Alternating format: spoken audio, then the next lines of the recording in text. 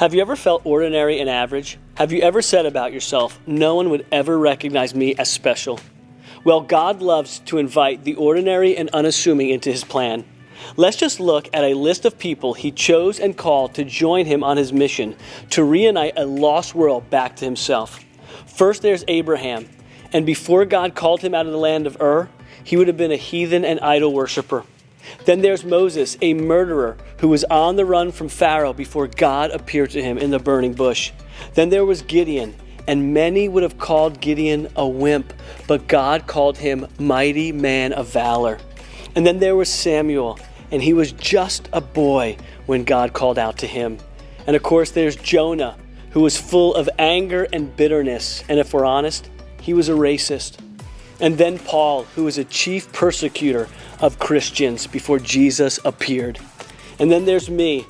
And yeah, I know I don't fit in that list we just talked about, but I was a kid from Jersey, kicked out of school in 5th grade, and I was called Brookdale by my teachers, which was the local community college in our town, because they said I would never amount to anything.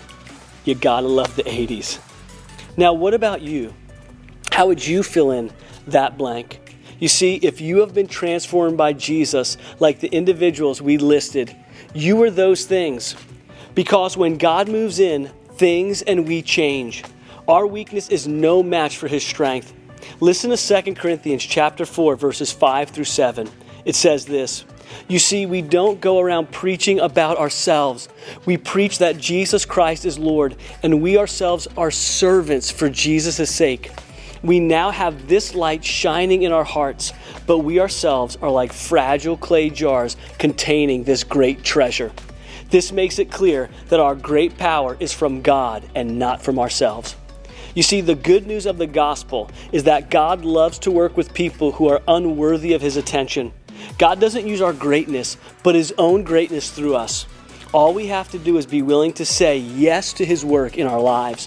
When we do this, God reveals His glory and people are brought near to Him. Today, recognize that even your limitations and weaknesses are not limits for God, but opportunities for His glory and your good.